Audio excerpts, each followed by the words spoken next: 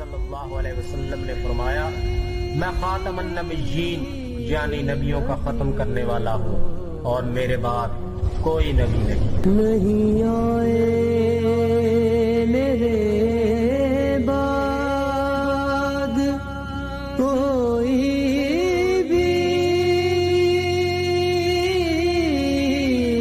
नबी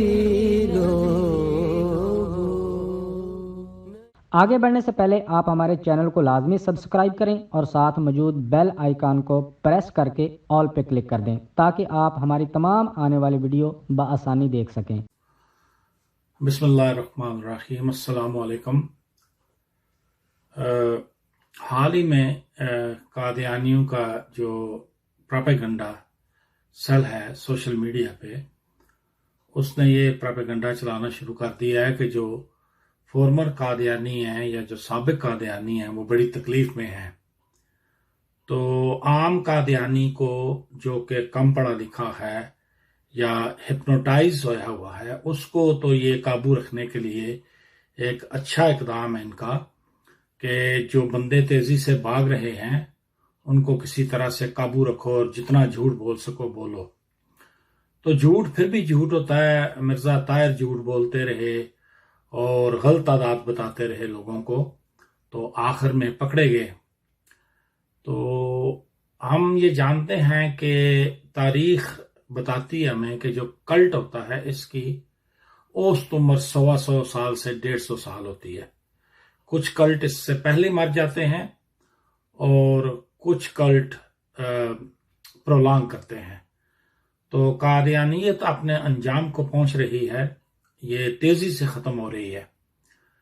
इन्होंने social media पे भी ये प्रोपेगेंडा जो है ये फैलाया और एमटीए पे भी ये एमटीए चलाए इसलिए गया था करोड़ों रुपए खर्च के कि जो उलमाए दीन है इनके खिलाफ एक तहरीक चलाई जाए और इनके खिलाफ नफरत पैदा की जाए।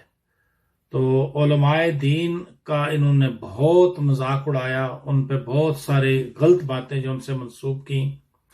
आपको भी तक, मुझे तो आज तक कोई कादियानी नहीं मिला जिंदगी में जो उलमाए दीन को गाली ना देता हो या पाकिस्तान को गाली ना देता हो।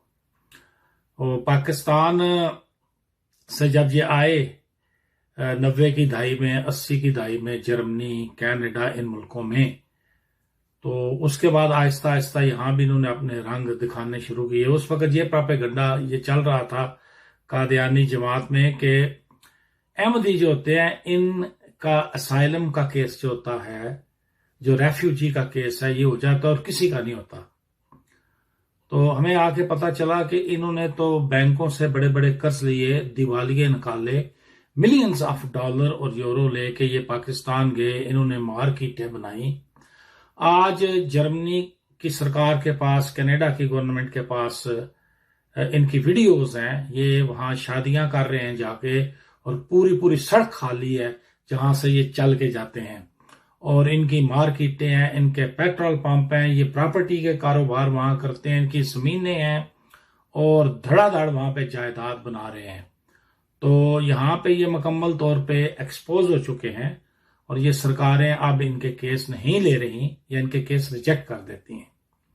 सबसे बड़ी जो इनको मार पड़ी है कादियानियत को, वो हम लोग हैं जो साबिक कादियानी हैं, जो कादियानियत से निकल के आए हैं। हमारी बात दूसरे कादियानियों ने सुनी है। हम मौलवी नहीं थे, हमारी दाढ़ी नहीं थी, मैं क्लीन शेव आदमी हूं और मैं जब ये कहता हूं कि मैंने कादियानियत में इतने साल गुजारे हैं, मेरा परदादा या लकड़दादा मुर्ताद हो गया था और बाद में हमें समझ आई कि ये तो एक कारोबार है और ये तो पैसा खा रहे हैं लोगों का।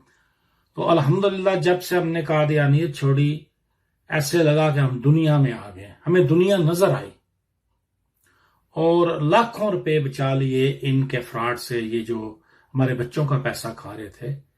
मुझे याद है कि एक दफा ये जो इनका अभी जो गद्दी नशीन है, इसने शायद ये मुहिम चलाई थी कि ये जो बच्चे होते हैं ना, बच्चे एक इंग्लिश में उस चीज को कहते हैं पिगी बैंक या पेनी बैंक, तो पंजाबी में हमारे यहाँ कहते हैं बुगनी। उसको एक क्ले की या चकनी मिट्टी की ایک برتن بنا ہوتا ہے، تو اس میں ایک سلاٹ ہوتا ہے، چھوٹا سا سوراخ، اور اس میں آپ سکے ڈالتے ہیں، کوائن بینک، پینی بینک بھی اس کو کہتے ہیں، اور اگر آپ چاہیں تو بل جو ہے، نوٹ، اس کو بھی آپ فولڈ کر کے اس میں ڈال سکتے ہیں۔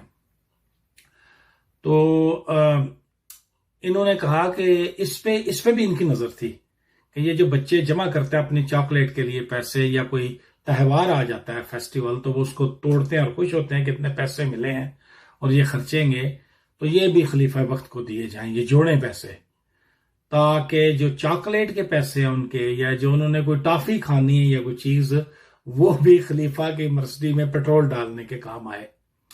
ہمارے خاندانوں میں بہت سی خواتین تعلیم حاصل نہیں کر سکیں، کیونکہ ہمارے جو بڑے تھے وہ پیسے ان کو دے دیتے تھے، اور انہوں نے اپنی بیٹیوں کو پڑھایا۔ پھر آگے خدا کی مار ہے کہ وہ کس طرح کی نکلی۔ آپ کو پتہ ہے مرزا طاہر جس کو یہ خط لکھتے تھے کہ دعا کریں حضور ہمارے ہاں بیٹا ہو، اس کی تینوں بیٹیاں تھیں اور تینوں کو بدکاری کے الزام میں طلاق ہو گئی۔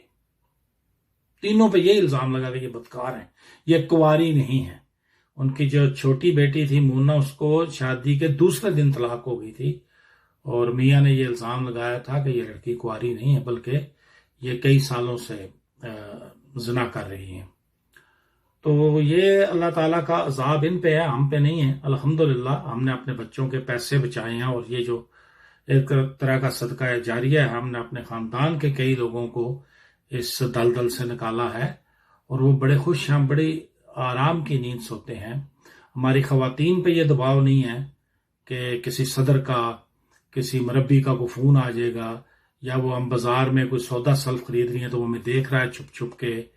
یہ نا ان کے جو صدور ہوتے ہیں یا اس طرح کے لوگ عہدیدار، وہ پھر نا باہری بار قادیانی لڑکیوں سے، لجنات سے، ناصرات سے تعلقات قائم کر لیتے ہیں، انہیں ڈرا دھمکا کے۔ تو الحمدللہ میں ثابی طور پہ ہمارے ساتھ پہ کوئی بوجھ نہیں ہے، ذہنی طور پہ ہم بڑے آزاد ہیں، بڑے پرسکون ہیں، اور میری نظر سے آج تک ایک بھی شخص ایسا نہیں گزرا جس نے قادیانیت چھوڑی اور پھر مڑ کے قادیانیت کی طرف دیکھا بھی ہو۔ تو یہ اس طرح کے پراپیگنڈے کر رہے ہیں، پھر لڑکیاں اپنی لے کے آتے ہیں اپنے بندے، جی یہ اب نیا قادیانی ہوا ہے، تو پھر لڑکیوں کو سامنے نہیں لاتے، جی یہ شیعہ تھی اب قادیانی ہو گئی ہے۔ بھائی اس کو ذرا لائیو ہم سے بات کرنے دے، 2 سوالوں میں پتہ چل جائے گا وہ شیعہ تھی پہلے یا نہیں تھی۔ تو اس کا ان کے پاس کوئی حل نہیں ہے۔ سابق قادیانیوں نے قادیانیت کی کمر توڑ کے رکھ دی ہے۔ قادیانیت کے گلے پہ اگر چھری چلائی ہے تو وہ ہم نے چلائی ہے۔ قادیانیت کو ختم کرنے کے لیے سابق قادیانی اٹھے ہیں۔ تو جب کوئی کسی کو تکلیف ہو اور اس کے اندر کا نظام جواب دے جائے تو اس بندے کا بچنا محال ہو جاتا ہے۔ سابق قادیانی کسی شکل میں بھی قادیانیت کے وجود کو قائم نہیں رہنے دیں گے، یہ قادیانیت کو ختم کر دیں گے۔ یہ میرا پیغام ہے جی، بہت شکریہ۔